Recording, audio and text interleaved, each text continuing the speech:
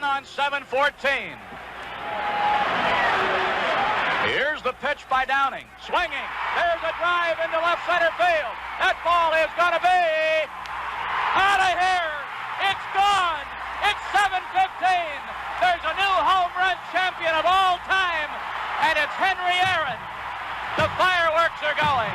Henry Aaron is coming around third. His teammates are at home plate, and listen to this crowd. A sellout crowd is cheering Henry Aaron, the home run king of all time. 7-15. Reaction is pouring in from all over. This one from Atlanta's Mayor Keisha Lance Bottoms expressing her family's condolences to Mrs. Billie Aaron, that is Hank Aaron's wife, and the entire Aaron family. It reads, this is a considerable loss for the entire city of Atlanta. While the world knew him as hammering Hank Aaron because of his incredible record-setting baseball career, he was a cornerstone of our village. Graciously and freely joining Mrs. Aaron in giving their presence and resources toward making our city a better place. As an adopted son of Atlanta, Mr. Aaron was part of the fabric that helped place Atlanta on the world stage. And Governor Brian Kemp tweeting this out. Heartbreaking news. Hank Aaron was an American icon and a Georgia legend. His career made history, and his influence was felt not only in the world of sports, but far beyond. Please join us in praying for his fans and loved ones as we remember the Hammer's incredible legacy. He walked quietly, talked quietly, even hit home runs quietly. So quietly, in fact, that history never heard his footsteps. Because of Babe Ruth's power and stature, we were blinded to Hank Aaron's accomplishments. Because of Aaron's nature, the legacy of Ruth was overwhelming. When Hank's pursuit of Ruth became a national fascination, he found himself playing a very dangerous game. From his days as our all-time home run king to his recent acts of healing, he has always brought people together. We should follow his example, and we're honored to have him with us tonight. Stand up, Hank Aaron. He's more at peace with himself. He's beginning to realize that he hasn't been totally shortchanged in his duel with Babe Ruth. When you look at Hank Aaron's career, you can see a steady trail of white guilt. And you know that white guilt existed because on the 25th anniversary, when he broke Babe Ruth's record for 7-14, all of a sudden they're doing all these things. The numbers 44, 715, and 755 have been a part of our sports vernacular for nearly a quarter of a century. But the man who gave us those numbers has remained one of the more underappreciated superstars in any sport. Tonight, that will change. Recognizing Hank Aaron was something baseball needed. And I think the way people have turned out in the parks around the country in his honor was their way of saying that maybe we didn't understand what you were going through. We are ready tonight to announce the creation of the Hank Aaron Award, which will be on a par with the Cy Young Award and the Most Valuable Player. Why did baseball take so long, though, to reach out to Hank Aaron? I don't think Hank was ready in the past to reach out to anyone. He wouldn't have appreciated it. He wouldn't have felt good about himself. He wouldn't have felt good about the award that they're named after him and for him. They wanted to be so nice and smiley and so lovable to people. I couldn't do it. I think he expected more out of what he was doing and what he got, but he would never tell you that, and he would never express it. I've read where reporters have said that Henry is just bitter. I don't know that Henry is bitter, but why he should be. For nearly 4 decades, Babe Ruth's home run record hung in the national consciousness like a sacred object. It's one of those magic numbers. You can walk into a bar, into an office room, and say 714, and people know what you're talking about. See, that was the one thing that you didn't do. You just didn't beat Ruth. He learned in America where we've got a lot of hang-ups and a lot of mythology, and he ran tilt into one. The old hardcore baseball fan sort of resented seeing Babe Ruth's name come down, and there are a lot of them who didn't like the fact that it was a black player doing it. I knew his secretary, and she said, "Oh, gosh, the letters that Hank is getting, I don't even want to tell him about them." Hank, there's 3 things you can't give a nigga: a black eye, a forklift, or job. Things like this really makes me push just that much harder. I really You're gonna die and your family's gonna die. A picture of a gorilla on one side of the page and saying that you are not the man that Babe Ruth was, you never will be, you faggot, nigger, bastard. A sad thing for America. America was against an American doing something outstanding. Yes, Henry Aaron has done it at the age of 40. And Henry Aaron, who 2 years ago seriously announced that he was going to challenge the great Bambino, has done it here tonight. I'm not trying to think that I had some good times because there was no good times there at all. I think people get the fact that he hit the home runs, but they don't understand the sacrifice. They don't understand the human sacrifice, the toll that it took, and what it took for him to not blow up. Aaron's bottled anger was about more than the racism he experienced chasing Babe Ruth. It smoldered in the aftermath of his historic deed, when much of the resentment refused to die.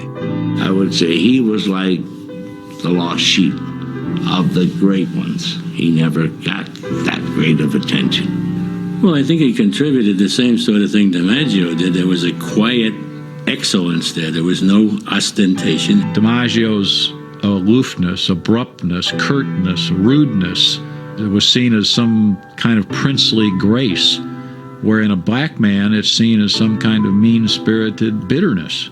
DiMaggio was made into a saint, while Aaron was made into a devil. Hank Aaron was subject to the interpretation of the white press, like so many other black athletes, calling them natural athletes. There were adjectives attributed to him in major newspapers that you just wouldn't believe, things like step and fetch it, and Aaron is indolent, lazy, shuffles. How come a boy who loves to hit as much as Hank takes such a long time meandering up to bat? I think that sort of a characterization of when he first came up, it didn't result from examining him in any detail, but just assuming that that's what he was like because he was a Negro from Alabama. Aaron's lack of flair would cost him in comparison to his greatest contemporary, Willie Mays. He was such a low-key guy that, you know, me being from New York, and maybe they overshadow him at that particular time. There's Henry Aaron, who looks like he doesn't give a crap about what goes on, you know, and just hitting the ball all over the place, running as fast as Mays, playing the outfield just like Mays, but he's lackadaisical at it. On a ball, say, hit in right center field, if they were both chasing it, Aaron would be there waiting for it. Willie might just time it. And you'd say, wow, what a catch. I just didn't feel like I needed to run after the ball if it was 20 rows in the stands, you know, and kick it up all that fuss. I didn't do things with a flair by no stretch of the imagination. You know, what you saw me do on Monday is what you probably would come to the ballpark on Tuesday and Wednesday and see me do. He says, Willie couldn't do anything I couldn't do, and I was a much better hitter. That's a given. He was 64 years old when he told me that, and he put a kind of a little twist on that's a given, like no one could argue that. But playing outside the media glare of New York, Aaron spent the bulk of his 23-year career toiling in relative obscurity. Drove in more runs than Lou Gehrig, scored more runs than Willie Mays, and had over 12 more miles in total bases than the runner-up, Stan Musial. He burned with this hard, gem-like flame that was constant. And as a result, you can't disparage his numbers by saying he played so long. Playing that long is itself an achievement that stands alone in deserving admiration. But he's such a humble guy that, you know, he almost doesn't even like the attention or didn't want the attention, but he still took time. It would take time and talk to any and everyone to talk baseball, life, whatever you wanted to talk about. Alex Glaze, our sports reporter here at 11 Alive, thank you so much. We'll be getting back to you a little bit later on. I want to bring in our meteorologist, Chesley McNeil, who wears many hats in the community as well. Chesley, you've been to many community events. I know that I first got a chance to meet Hank Aaron at the Mayor's Ball in 2016, and he and his wife, big contributors to UNCF, United Negro Children's Fund. And, you know, when I met him there in that room in the in the ballroom there. You know, I was brought over to him by another woman who used to work here at 11 Alive, and just said, you have to meet the Aarons. You have to meet the Aarons. They're just the couple that you have to meet when you come here to Atlanta. Sheba, I got that same treatment when I came here. We just celebrated my anniversary 12 years ago. He came to the station, him and his wife, Billy, and I was brought to him, just like you mentioned. And I was just in awe, just standing there, just looking at him. I couldn't take my eyes off of him. Of course, I didn't see much of him when I was a little boy when he was playing. Of course, I remember being a little boy and my father talking about him all the time. And one of the things at that particular moment was that he put his hand on my shoulder, and all he said to me was, continue to be the very best. And that was enough for me. Aaron retired after the 1976 season with 755 home runs. Now he's struggled to find gratification without a bat in his hands. Here's a guy that broke a lot of barriers, not only as far as home runs are concerned, but in terms of being a strong black man. There was this one incident when Hank Aaron kind of threw his name out that, yeah, I would like to be a commissioner one day of Major League Baseball. And it was sort of like, it was a joke. They didn't take him seriously. He had no place in baseball. He would not consider him to be commissioner or a front office person.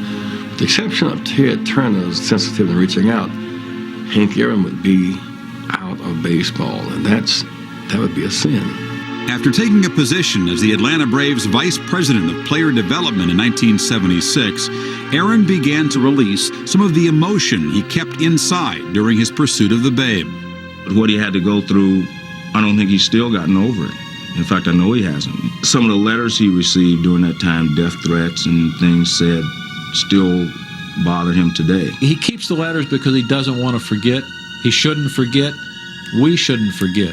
They show a part of America that is ugly, that exists. At one point I said to Hank, has that obscured for you the fact that millions and millions of Americans, not just black Americans, admired and respected you?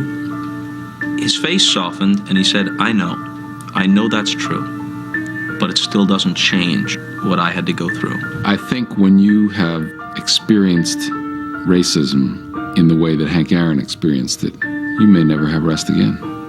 This may be something that is in your mind when you're asleep, in your mind when you're awake. He is still very much an inward type personality. He is still very much a loner. He's wary of people to some extent for all that he's been through. I mean, he still guards his drinks, when he's eating in public. From his throne as the new home run king and as a member of the Braves front office, he spoke with conviction on matters of race in baseball. I just felt like as a black person who had played this game and had played for 23 years, it was my responsibility as a black person to tell the truth about things, tell the truth about issues. He's a guy who continues to make known his disappointment that baseball has not reached out to people of color. And so as a result, he's rarely taken in an intimate sense by anybody who knows the game. Does that lessen his appeal? Perhaps. Does it lessen his impact? No, I don't think so. Vocal in controversies surrounding Al Campanis and Marge Schott, Aaron was also a voice of reason in the media fracas created by John Rocker in 1999. Hank Aaron was one of the most outspoken critics against John Rocker when he made these statements to Sports Illustrated. Then, somewhere down the road, we understand and we see Hank Aaron meeting with John Rocker for an hour, then saying that everything is dandy. I find that very curious on the one hand. On the other hand, you have to understand Hank Aaron. Hank Aaron is a very nice man. Hank Aaron is a guy that really deep down inside believes that people should get along. When Hank Aaron and Andrew Young together went to Rocker and said, all right, we'd like to hear your side of this, I think it toned a lot of the problem down in Atlanta, and I think it also raised Henry Aaron to a greater stature in baseball. Hank Aaron ultimately proved that he was a better power hitter than Willie Mays. But because perception and location count for greatness, Aaron comes up short in the popular view. He never reached the magical threshold of 50 homers in a season and never played in New York. Too bad Hank doesn't get any points for sustained excellence, especially late in the game. He hit 245 home runs after the age of 35. For ESPN Classic Sports Century, I'm Chris Fowler.